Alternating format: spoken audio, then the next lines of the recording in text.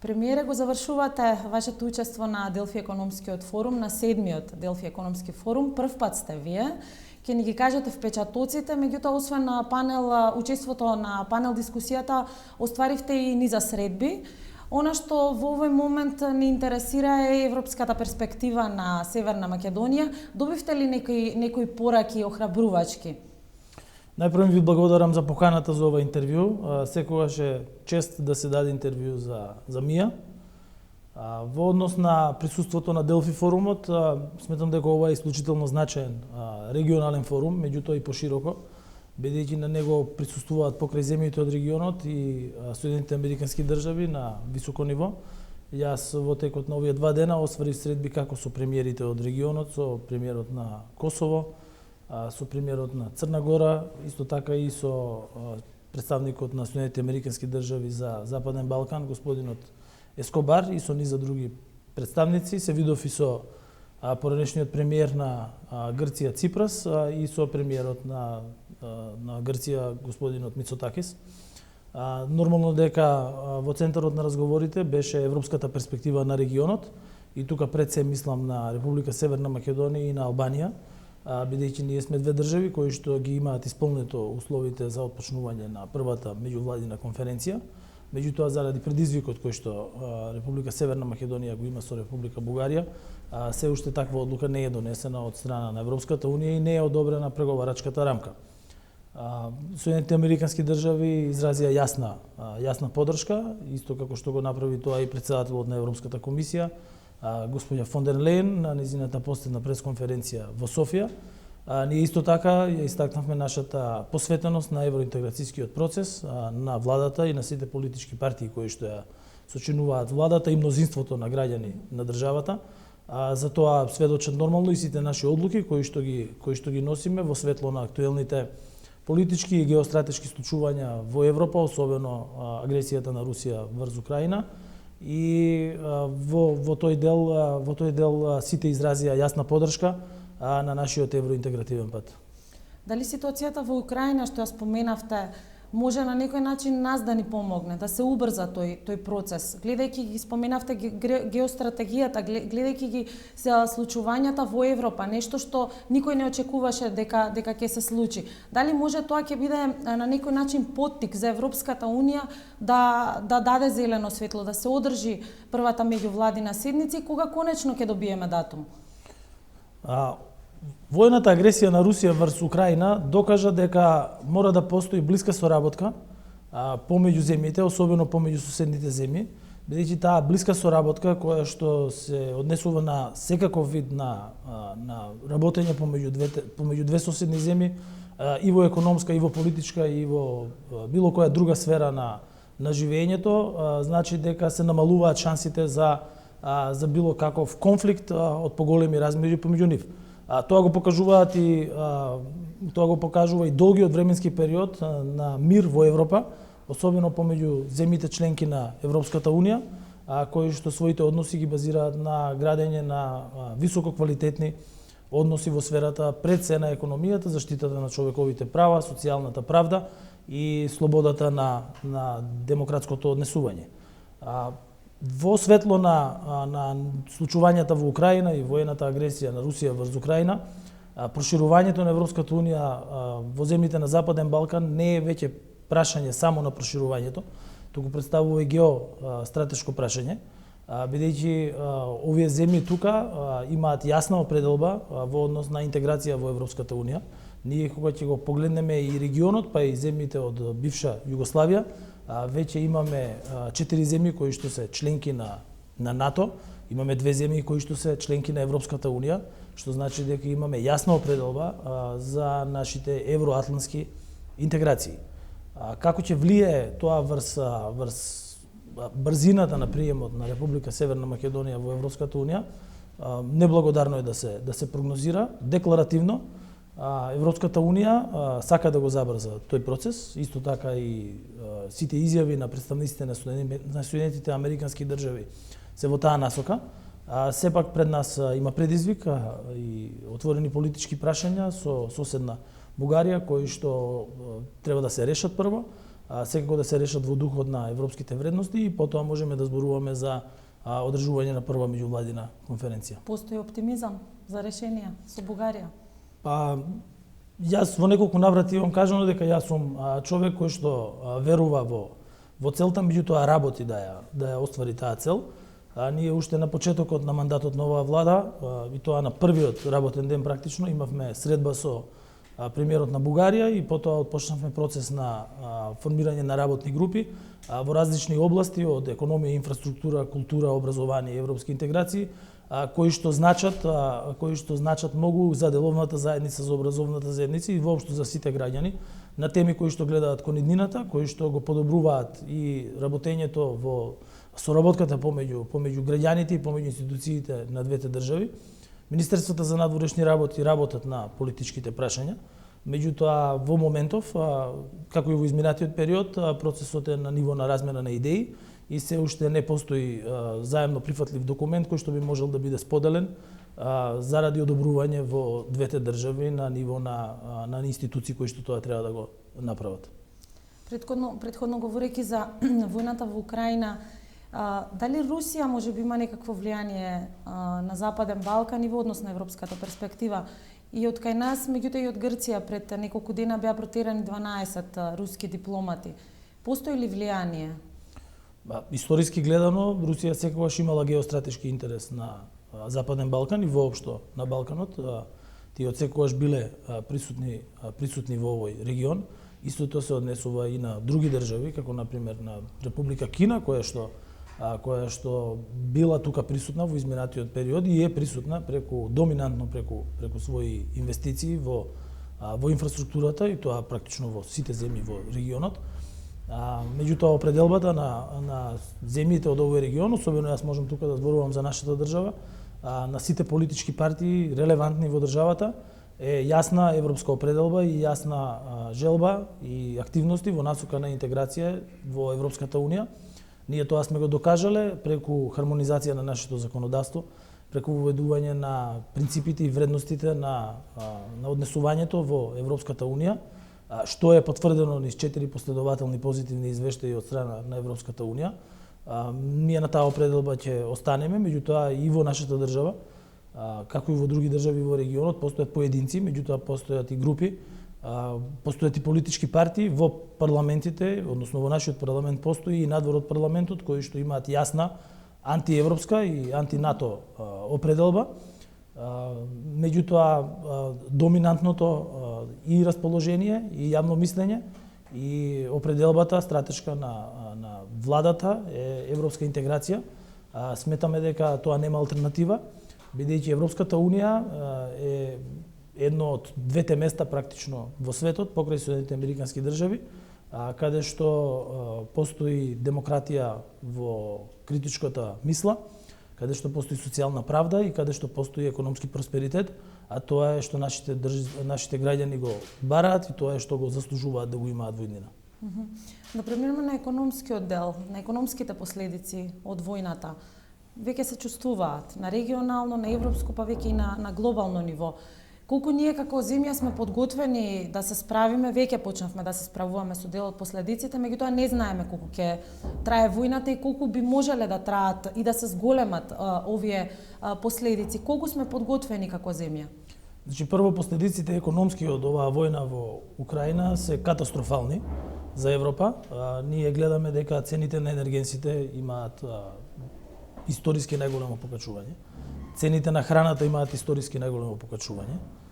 Дури веќе се појавуваат и недостатоци на храна на европскиот континент, зашто сведочат сите новински извештаи од сите држави. Недостатоци од енергенси, особено од газ, резервите во Европа се на најниско можно ниво и тоа се последици кои што ќе се чувствуваат и во иднината пред нас. Што повеќе трае војната во Украина и агресијата на Русија врз Украина, тие последици се повеќе ќе се продлабочуваат. Вие гледате дека инфлацијата е искачена на највисоко историско ниво во Европа. Тоа е нормално и кај нас пренесено, бидејќи нашата економија е мала и отворена и таа е поврзана доминантно со германската економија.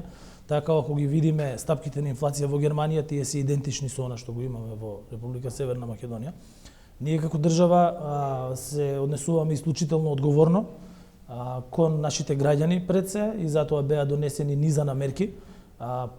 Уште пред почетокот на оваа година со намалувањето на ДДВ-то на електричната енергија, бидејќи енергетската криза веќе беше започната пред воените дејствија, а додека сега донесовме и пакет на антикризни мерки, 26 мерки, кои што беа во насока на намалување на акцизата и данокот на додадена вредност на нафтата и нафтени деривати, благодарение на што имаме најниска цена на нафта и нафтени деривати во регионот.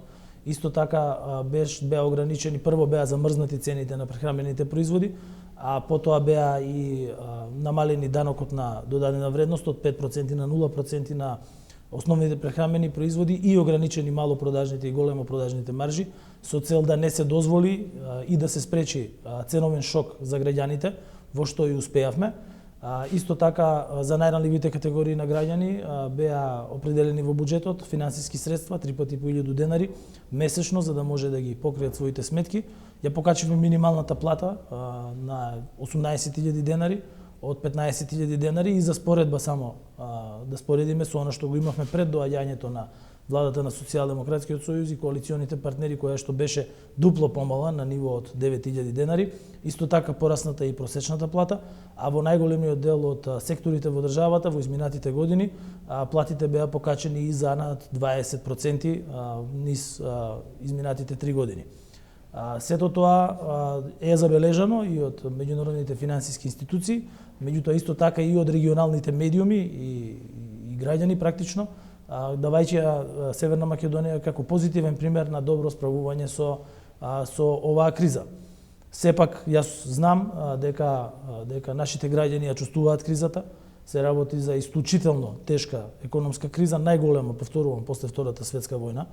Ние сите ресурси ги имаме насочено кон справување со истата, ги намаливме тековните трошоци во буџетот, ги ограничивме непотребните трошења, како што се трошоци за репрезентација, трошоци за набавка на возила, на мебел и така натаму, освен она што е најнеопходно за образование, за војската, се со цел да се ослободат финансиски средства за граѓаните и особено за оние кои што се најранливи, меѓутоа и за одржување на ликвидноста на компаниите и ликвидноста на енергетскиот сектор, со оглед на тоа дека како држава одлучивме 80% од сметките за електрична енергија да ги субвенционираме, бидејќи сметаме дека не сме ценовниот шок да се прелее кај граѓаните.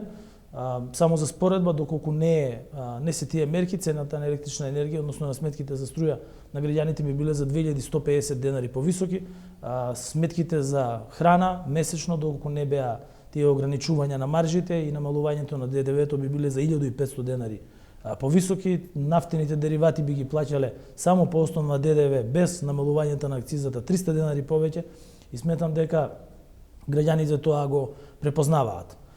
Сепак постојат исто така притисоци, гледаме дека синдикатите бараат уште повеќе зголемување на платите.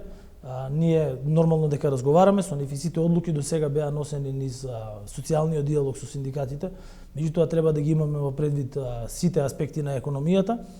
Ние сме во секојдневна комуникација и неделна координација со Народната банка, бидејќи не смееме да дозволиме одредени мерки кои што би се носеле од фискалната политика да влијаат негативно на монетарната политика и да ја подгреваат инфлацијата.